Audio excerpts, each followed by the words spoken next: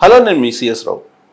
సీడాప్ పెద్దగా అందరికీ పరిచయం లేనటువంటి ఒక వ్యవస్థ. అది దాదాపుగా 5 ఏళ్లలో 25 లక్షల ఉద్యోగాలు కల్పించేలాగా, ఉపాధి కల్పించేలాగా నిరుద్యోగులకు పనిచేసేటువంటి వ్యవస్థ. ఆ వ్యవస్థ సక్రమంగా పనిచేస్తే లోకేష్ గారు యువకుల సందర్భంగా ఇచ్చినటువంటి హామీ నెరవేరుతుంది. 20 లక్షల ఉద్యోగాలు 2029 కల్లా ఇచ్చేస్తూ ఉన్నారు. ఆ 20 లక్షల ఉద్యోగాలు వచ్చేటువంటి అవకాశం ఉంది. కేంద్ర ప్రభుత్వ ఆధీనంలో కేంద్ర ప్రభుత్వానికి సంబంధించినటువంటి పథకంలో భాగంగా ఈ సీడాప్ అనేటువంటిది నిర్వహిస్తున్నారు. ఈ సీడాప్ యొక్క లక్ష్యం ఏంటి? స్కిల్ డెవలప్మెంట్, స్కిల్ని డెవలప్ చేయటం, నిరుద్యోగులకి వాళ్ళకి శిక్షణా తరగతులు ఇవ్వటం, ఆ శిక్షణా తరగతులు ఇవ్వడంతో పాటు వాళ్ళకి ఉపాధి కల్పించడం. ఇది దాని యొక్క లక్ష్యం. అయితే దీని ఖర్చు దాదాపు ఏడాదికి 200 కోట్లు ఉంటుందని చెప్పి అంచనా వేస్తున్నారు. 200 కోట్ల రూపాయలతోటి ఈ సీడాప్ అనేటువంటి వ్యవస్థ నడుస్తుంది. ఇది నారా లోకేష్ గారు ఆధ్వర్యంలోనే ఉంది. ఎందుకంటే ఆయన విద్యాశాఖ మంత్రి, మానవ వనరుల అభివృద్ధి, అలాగే ఎలక్ట్రానిక్స్, ఐటీ శాఖ మంత్రి కాబట్టి ఆయన ఆధ్వర్యంలోనే ఇది ఉంది. అందుకే ఖమ్మం జిల్లాకు సంబంధించినటువంటి ఒక అతను ఎంటర్ అయ్యి ఉత్తర ఆంధ్రప్రదేశ్కి సంబంధించి, ఉత్తరాంధ్రకు సంబంధించి ఒక ఎంపీని పట్టుకొని నారా లోకేష్ గారి పేచీలో ఉన్నటువంటి ఒక అధికారిని లైజనింగ్ చేసుకొని దీంట్లోకి ఎంటర్ అయ్యారు. ఆ కారణంగా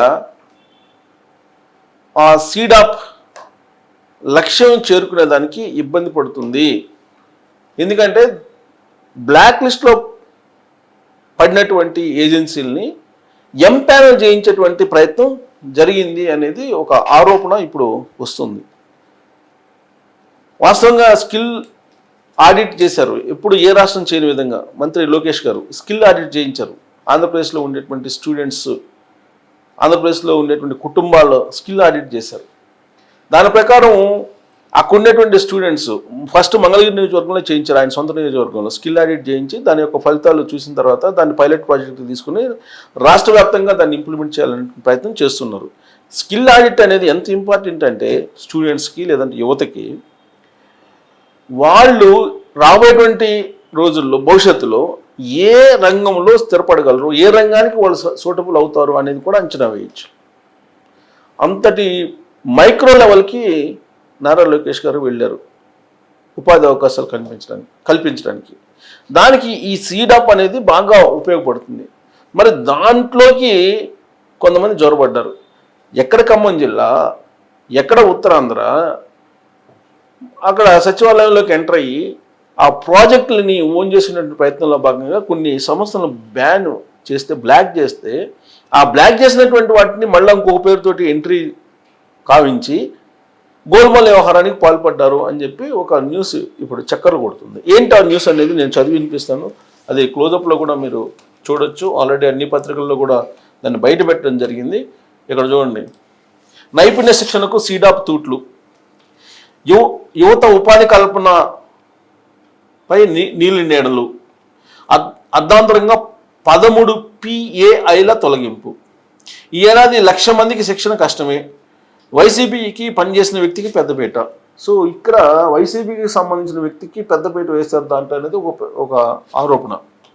నైపుణ్య అభివృద్ధి శాఖలో భాగంగా ఉన్న society for employment generation and enterprise development in AP SEEDAP గత కొన్నేళ్లుగా యువతకు ఉచితంగా శిక్షణ కార్యక్రమం నిర్వహించి ఉపాధి అవకాశం కల్పిస్తుంది. కేంద్ర ప్రభుత్వ పథకం దీనదయాళ్ ఉపాధ్యాయ గ్రామీణ కౌశల్య యోజన, దీని పేరు DDU-GKY ద్వారా ఈ కార్యక్రమాలు నిర్వహిస్తుంది. ఈ శిక్షణ కార్యక్రమాల అమలుకు 2016-2019లో ప్రోగ్రామ్ ఇంప్లిమెంటేషన్ ఏజెన్సీ PIA-లను ఎంపానల్ చేశారు. ఈ PIA-లను మొత్తం 41 PIA-లను రాష్ట్ర వ్యాప్తంగా నిరుద్యోగ యువతకు శిక్షణ కార్యక్రమాలు నిర్వహిస్తున్నాయి. అందుకు గాను ఒక్కో వ్యక్తికి సగటున 50,000 చొప్పున PIA-లకు వెళ్తాయి. యువతకు శిక్షణతో పాటు భోజనము, రవాణా ఖర్చులు, ఉపాధి కల్పన, ఉద్యోగం వచ్చాక మొదటి 2 నెలల సహకారం అందించడం PIAల బాధ్యత. వివిధ చేతి వృత్తులు ఇతర కోర్సులపై 3, 4, 6 నెలల పాటు వేరువేరు శిక్షణా కార్యక్రమాలను పిఐఏలు నిర్వహిస్తాయి.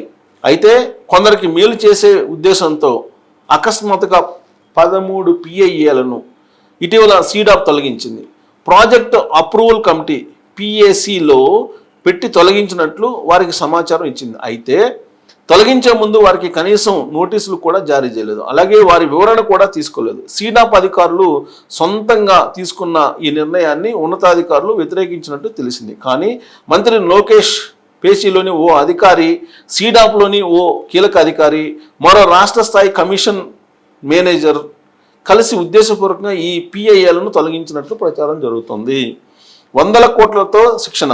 పెద్దగా ప్రచారం లేకపోయినా సీడాప్ ఏటా 100 కోట్లతో శిక్షణ కార్యక్రమాలు నిర్వహిస్తుంది. అవి కూడా కేంద్ర ప్రభుత్వ పథక నిధులు కావడంతో ఎలాంటి అడ్డంకులు లేకుండా శిక్షణ కార్యక్రమాలు జరుగుతున్నాయి. ఏడాదికి కనీసం 200 కోట్లకు పైగా బిల్లులు పిఐఏలకు వెళ్తున్నాయి. వాటిలో ఎక్కువ శాతం తమకే రావాలని కొందరు ప్లాన్ చేసినట్టు తెలిసింది. నిబంధనల ప్రకారం సీడాప్లో శిక్షణ కార్యక్రమాలకు ఎంపానల్ కావాలంటే జాతీయ గ్రామీణాభివృద్ధి సంస్థ ఎన్ఐఆర్డి సిఫారసు చేయాలి. ఇది సిఫారసు చేయాలన్నమాట. ఖమ్మం జిల్లాకు చెందిన ఓ వ్యక్తి గత ప్రభుత్వంలో సీడాప్లో చక్రం తిప్పారు. ఇటీవల ఆయన పిఐఏను ఎన్ఐఆర్డి బ్లాక్ లిస్టులోకి పెట్టింది. ఆ వెంటనే పేరు మార్చుకుని మరో పిఐఏ ద్వారా మళ్ళీ సీడాప్లోకి వచ్చారు. ఎన్నికల సమయంలో అనంతపురంలో ఆయన వైసీపీ అభ్యర్థులకు బహిరంగంగా మద్దతు పలికారు. పలుమార్లు అప్పటి సీఎం జగన్ను కలిశారు.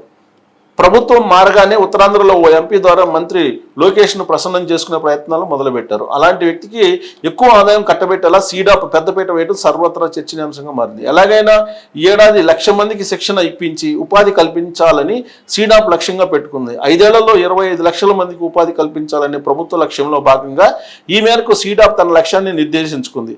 ఎక్కువ పిఐఏలు ఉంటే రాష్ట్ర వ్యాప్తంగా నిరుద్యోగ యువతను వారి ఆసక్తులను గుర్తించి శిక్షణ ఇచ్చే అవకాశం ఉంటుంది. కానీ ఇప్పుడు కొందరిని తొలగించడం వల్ల మిగిలినటువంటి 28 పిఐఏలతో 1,00,000 మంది శిక్షణ ఇవ్వడం ఎలా సాధ్యమని సీడాప్ వర్గాలు అంటున్నాయి. ఇది వాస్తవంగా 41 పిఐఏలను సెలెక్ట్ చేశారు. దీంట్లో అర్ధాంతరంగా 13 పిఐఏలను తొలగించారు. సో దీంతో శిక్షణ అనేది కుంటుపడుతుంది. ఆ కారణంగా ఉపాధి అవకాశాలు తగ్గిపోతాయి అనేది లక్ష్యం. అంటే అసలు ఈ పిఐఎల్ని ఎందుకు తొలగించారు ఆలోచనని కానంటే దాని వెనక అప్పట్లో వైఎస్ఆర్ కాంగ్రెస్ పార్టీకి బాగా దగ్గరగా ఉన్నటువంటి ఖమ్మం జిల్లాకు సంబంధించినటువంటి ఒక అతను చక్రం తిప్పారు అని చెప్పి తెలుస్తుంది. ఇంతకీ ఆ ఖమ్మం జిల్లా వ్యక్తి ఎవరు, ఆ ఉత్తరాంధ్ర ఎంపీ ఎవరు, మరి లోకేష్ గారి పేచీలో ఉన్నటువంటి ఆ అధికారి ఎవరు, వీళ్ళందరూ కలిసి ఆ 13 పిఐఎల్ను ఎందుకు రద్దు చేశారు, ఆ రద్దు చేసినటువంటి వాటిని ఎమ్మెటే ఎందుకు ఫిలప్ చేయట్లేదు, దీని వెనక ఉన్నటువంటి గూడుపుటాన్ని ఏంటి అనేది మీకు తెలిస్తే మీరు ట్రోల్ చేయొచ్చు. Thank you.